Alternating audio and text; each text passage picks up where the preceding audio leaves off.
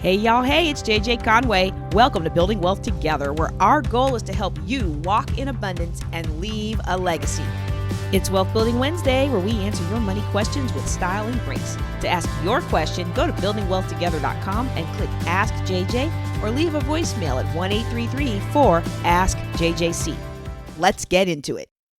This question is asking for some discussion on different plans, okay? And so they're looking for information on savings and vehicles and investment vehicles such as a 457 plan, HSA, IRA, all those kinds of things. Okay. And so let me just talk about what some of these different things are. Okay. An IRA is an individual retirement arrangement, and it can be a variety of different accounts. And we've heard of the traditional IRA, the Roth IRA, like there's different types of IRAs. I'm a big fan of the self-directed IRA, especially if you're going to invest in real estate. And so each of these IRAs has their different bennies and their different issues. Okay. So a traditional IRA is the kind where the government, depending on your income level, the government gives you a tax break for putting money into it. And then they tax your earnings later on. They tax your earnings and they tax the amount that you put in. Okay. Because they didn't tax you in the beginning, they tax you in the end. Now, when these were originally set up, the whole premise of this was, well, when we work hard for a company for 40 years, then we retire. Now our income drops. And so since our income has dropped, we can afford to take money out of the IRA and it won't be such a big tax hit. You know, our income will have dropped. We'll have paid off our house. So we won't have so many expenses. So we won't, we'll be on our fixed income and it'll all be good. Okay, so here's an interesting story. Let me tell you how the Roth came about. Okay, so this came about right as I was, I think I was in college when the Roth came out. I was either in college or in grad school when the Roth came out. And I remember Larry Burkett, who was the man who got me out of debt the first time. Okay, Larry Burkett was vehemently against the Roth. He was like, you don't know what the government's going to do 50 years from now. And just because they're giving you a break now doesn't mean that they're actually going to hold their promise that they're saying. And so what the premise of the Roth is, and I understand where he's coming from, because what was happening with the Roth, okay, the government needed money. The government needed money. And so what they decided was, hey, here's a great way to get an influx of cash into the federal treasury. Let's tell everybody, if you pay taxes on your retirement account money now, we won't pull taxes on it later. Okay. So get this down. The government needs money. They don't want to raise your taxes. So they just find a way to incentivize you to go ahead and pay more taxes than you've been paying, because now you can pay tax on the money invested in this individual retirement arrangement, the IRA. And they call this, the name of the senator who proposed it, Roth. They call it the Roth IRA. You put your money in, you already paid tax on that money. You don't have to pay tax on the earnings. So if you do the traditional thing that I tell folks in their 20s, right? Invest in your retirement, $100, $200 a month, you'll retire a multimillionaire. Easy peasy, right? Most of us didn't listen to that. So that's why we have to work so hard at our older age, right? But if you do that starting in 20, you may have put into the market, say $200 a month. 2,400. Let's just round that up to 2,500. So every 4 years is about 10,000 or so, right? I mean, for over 40 years, you've put in $100,000. Okay, this is math in public, and I'm making the numbers big and round. Okay, you've put in about $100,000 over your working lifetime, but you come out of it with multiple millions. It's like 9 million or something like that. Okay, nice win, right? And you don't have to pay tax on it. I like not paying tax on it, right? Okay, so what happened is all these people said, oh, I like the idea of not paying tax later. Instead of investing in my traditional IRA where I get a tax break today, I'm going to make it so I don't have to pay taxes later. And the government got their money and people got their new IRA method. Okay, and so win-win for everybody, as long as the government holds their process. But I remember Mr. Burkett, man, he would get on that radio and he was like, don't trust the government. Take what you can get now, because you don't know what the government's going to do later. Well, I hope he was wrong about that because I love that. Okay, and my self-directed IRA and all my stuff is well, no, they're not all Roth. I think my TSP has some traditional. I think it's half traditional and half Roth. Okay, so that's the IRA.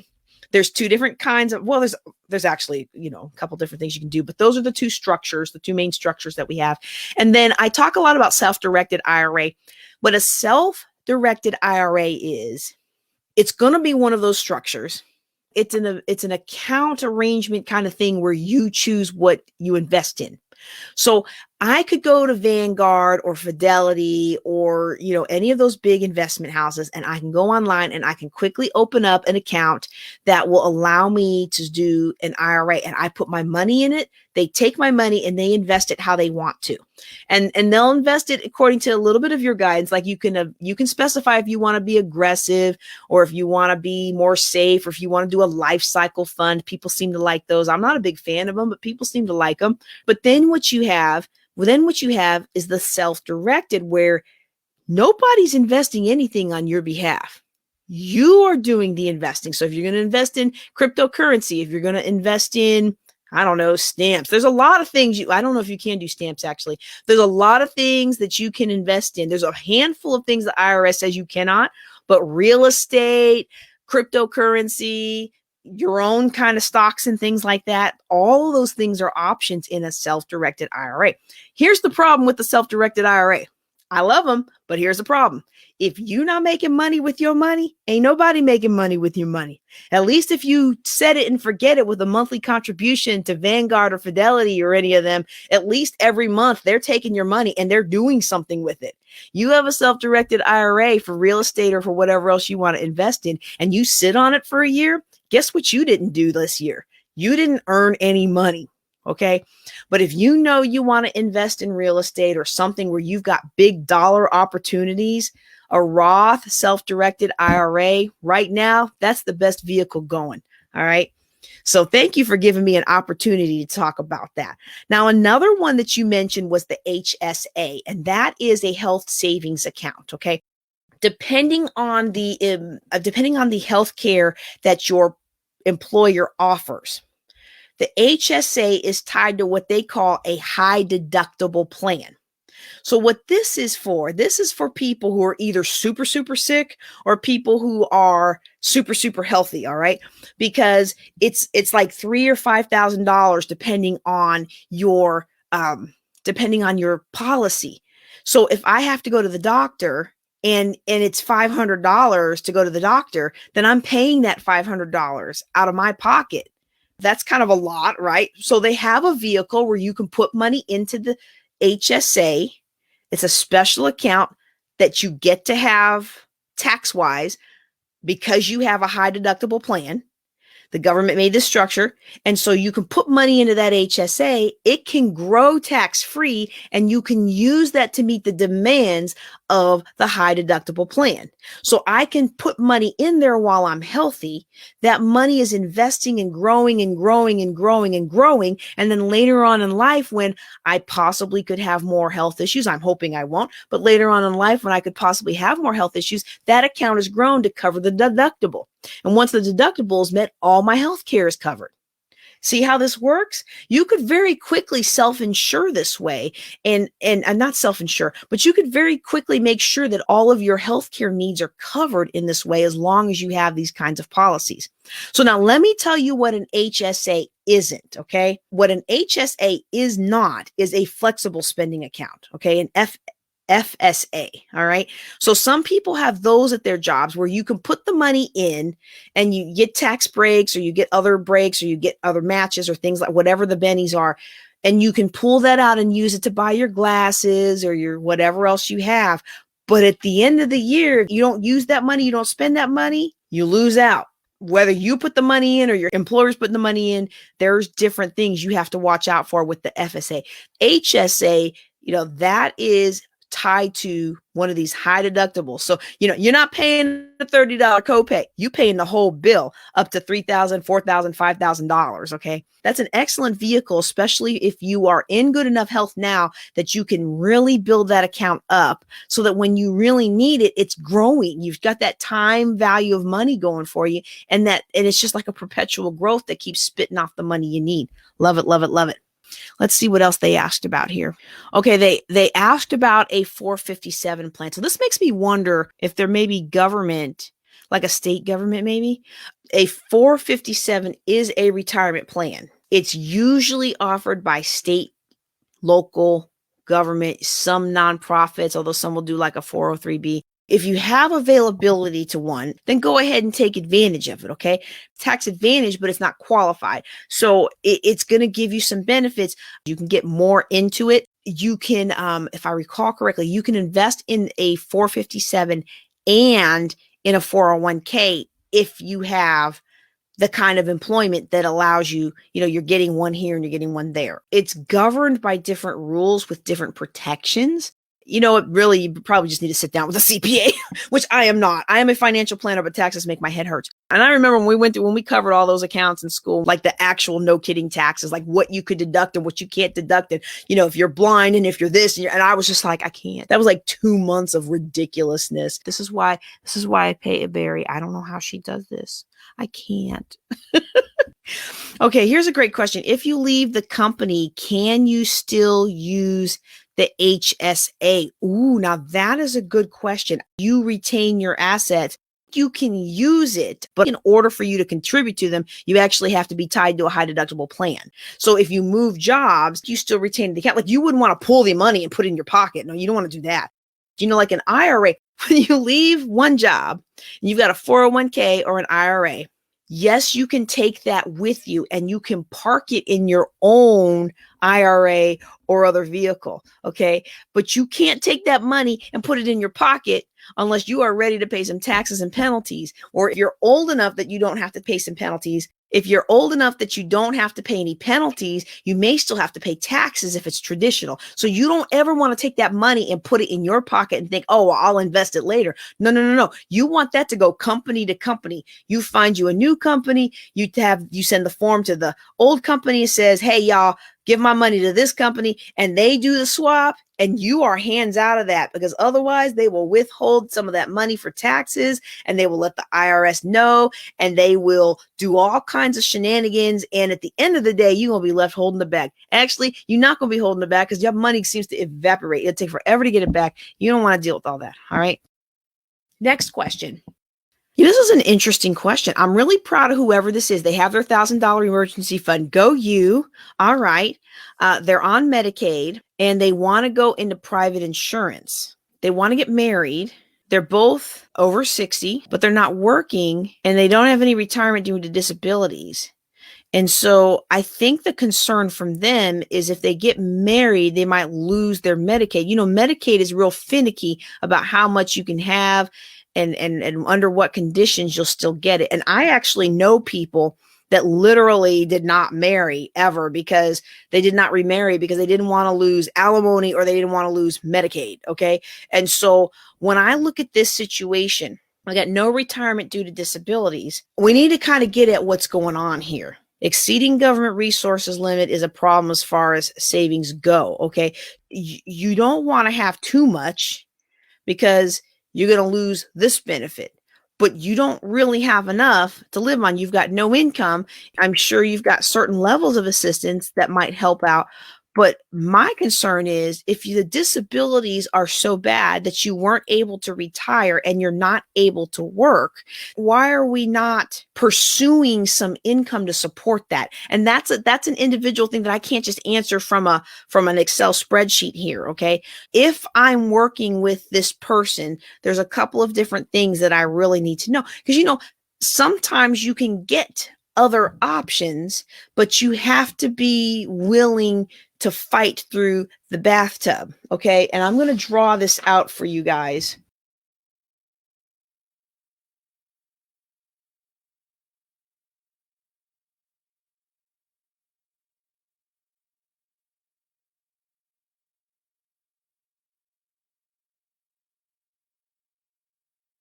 when we start off trying to get out of debt or build wealth, and it doesn't matter what age we're at. I mean, it does matter, what age you're at, because at certain ages you're qualified for this. But I mean, you qualify for this, you qualify for that.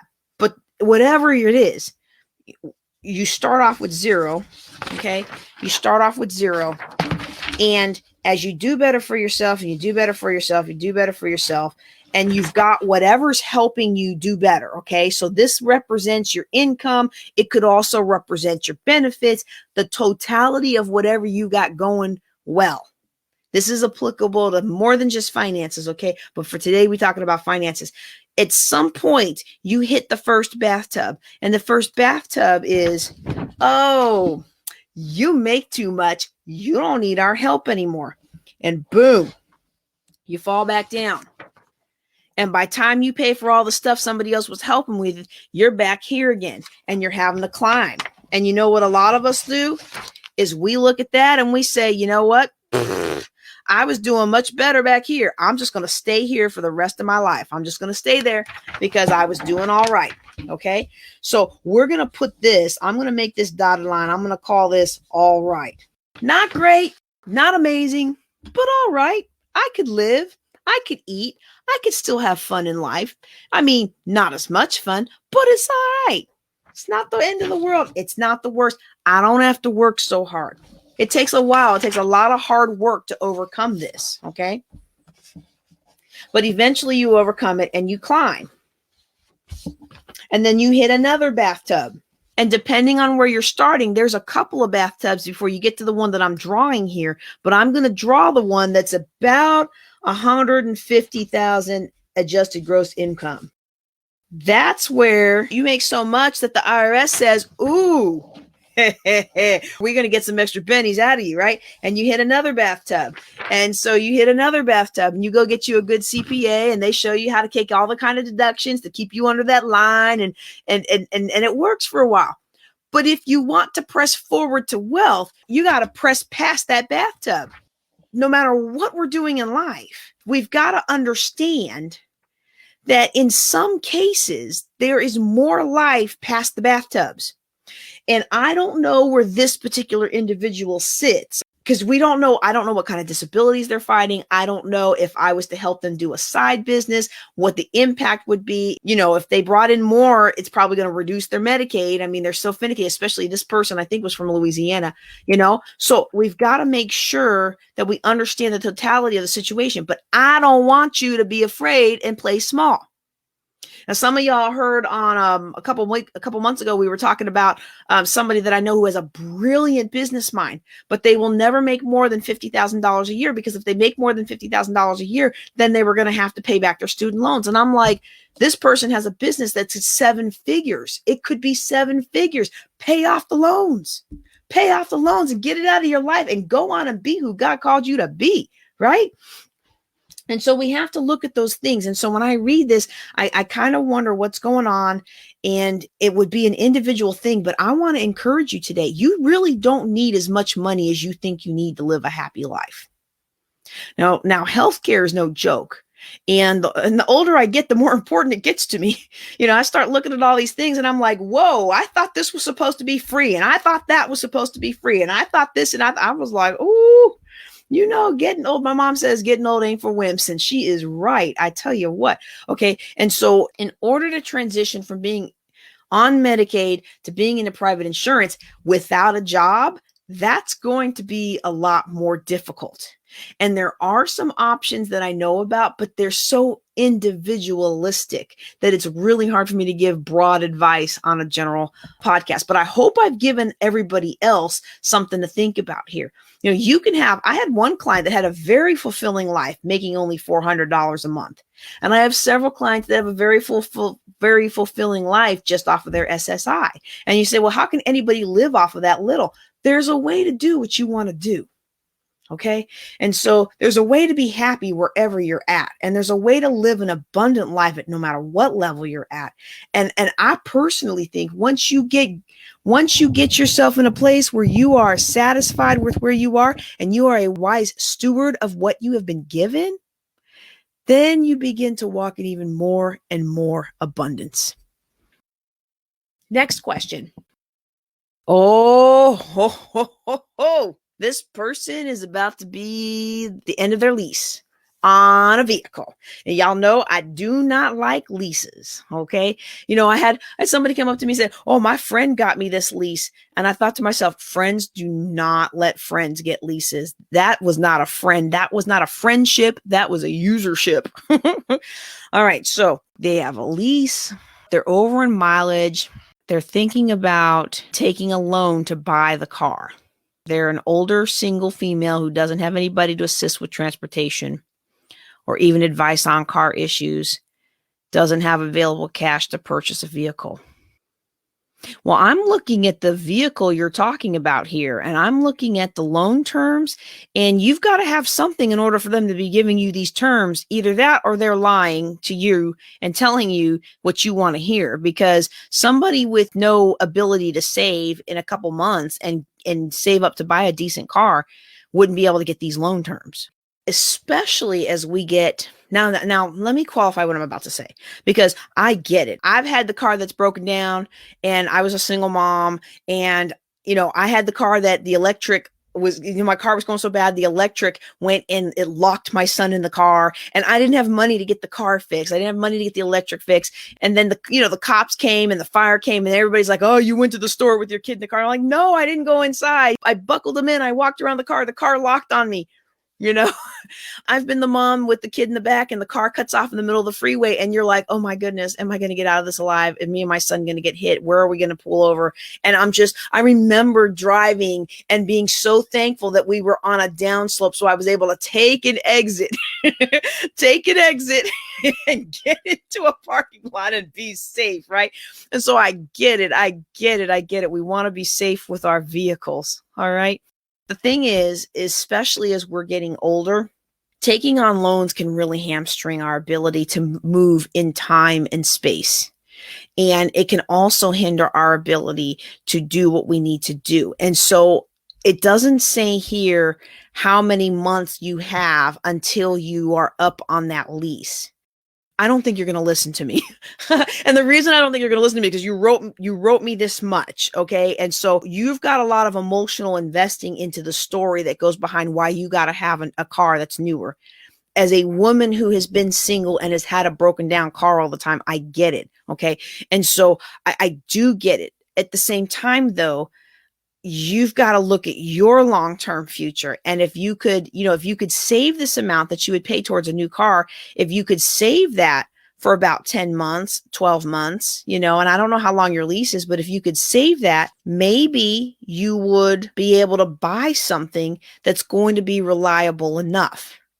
And I also know what it's like to be like, I don't know anybody who can help me with the car. Because the first time I had a car that was breaking down all the time, I did have people that could help me with the car, and they were amazing. My friend's husband and his friend, oh my goodness, they took such good care of me, right? Well, the second time I had a car that was falling apart, I was remarried and my husband was in another state. So, when you are a married woman by yourself, it's a lot harder to get guys to do stuff for you than when you are a single woman by yourself, right? So when I was now my friend's husband and her friend, they weren't trying to mac on me or anything, right? They were just being good guys. But what I'm saying is my pool of available guys to help me do stuff was much greater when I was younger and single, when I was newly divorced, than it was after I was remarried and older.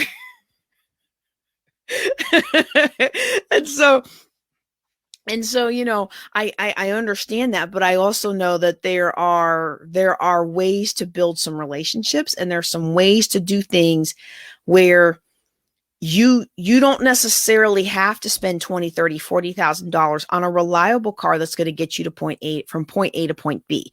And if you're really concerned, like maybe you're driving a lot because of your work or something like that, we can sit down and brainstorm ways to help you generate some more cash so that you don't have to go into debt. Because when I look at this, and when I look at these payments, what I see focusing on is how low the payment is. But in order to make the numbers work from what I'm seeing, this means they're going to have you paying for the next 5 to 7 to 8 to 9 years. They have 7 and 9 year car loans now. You don't want to be 75 paying for a car that's no good now because you've been paying on it for 9 years. A better plan is to get something that will work now, something cheaper that will work now, and kind of work your way back up to upgrading where you're staying in a cash flow basis. Okay. And so the reason I said I don't think you're going to listen to me on this is because you seem very, very convinced that you're going to have to take on a payment. Okay. And if you're going to take on a payment, well, I don't know about this brand of car that you're in. I actually had a friend who had a very reliable car that she was up for her lease on, and I recommended that she just go ahead and buy the car. I knew she would be taking on a payment, but I also knew she was going to go get a payment if she didn't take on this payment, and that car was a reliable car, and it had done well for her, and she knew, it was a company that was going to last a long time, and that car it lasted. She had no payment for several years, and then she went and bought something else. But I mean,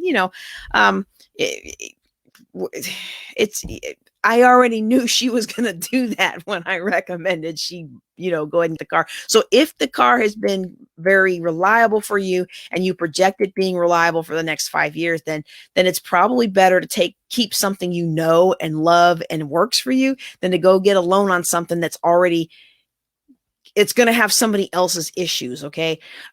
Either way though, I'd really like you to consider, let's figure out how to bump up your savings so that you can actually get a vehicle in cash that even if you have to pay, you owe in mileage, you're going to have to pay. Let's save up for that. Let's save up for buying something else. I'm going to tell you something. Here's something that I've seen it happen over and over, and people don't ever believe me till it happens to them. Okay. So I hope this will be of encouragement to you, but there are people out there who literally give away their cars. There are people out there who have extra vehicles they don't need. I have found that when people make a commitment to living a debt-free lifestyle or getting into a debt-free lifestyle, and I mean make a commitment, doors like that start to open.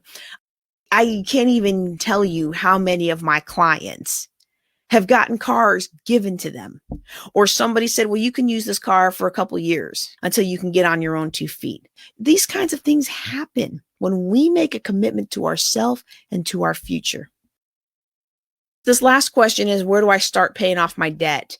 When we have a lot of debt, we first make sure we protect our 4 walls. So our housing, which includes our utilities, our basic transportation. I mean, I'm not doing the subscription plan to Porsche here, right? If I can't pay my bills and I have a lot of debt, but just the basic transportation, basic clothing, basic food. We're going to make sure those basic necessities are covered for us and for our family. Okay. Cheerleading is not a necessity. Football is not a necessity. I know it feels like it. I live in Texas. I get it. I'm going to make sure my 4 walls are covered. And then I'm going to pay the minimum on all my debts except for the smallest one. And I'm going to throw all my extra money at the smallest one until it gets knocked out. So every month, minimums on everything, all the extra money towards the smallest one. Once that gets knocked out, all that money goes to the next smallest one, and it continues and continues and continues. Okay.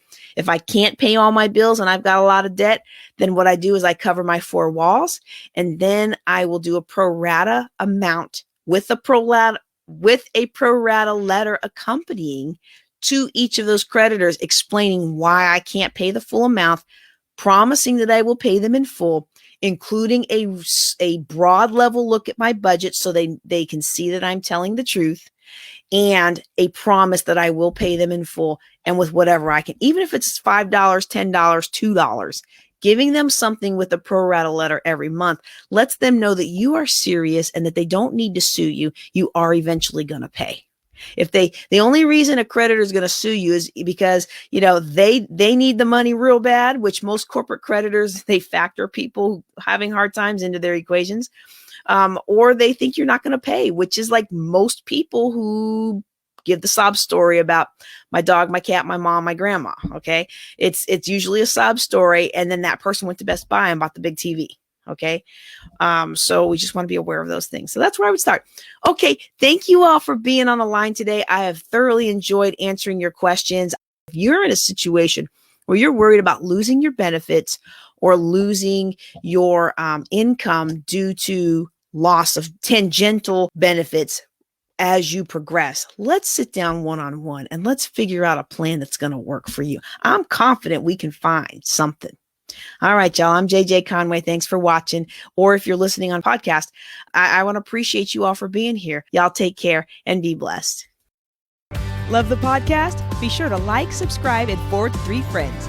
You can ask a question or take a life-changing class at buildingwealthtogether.com. Now, go walk in abundance and leave a legacy.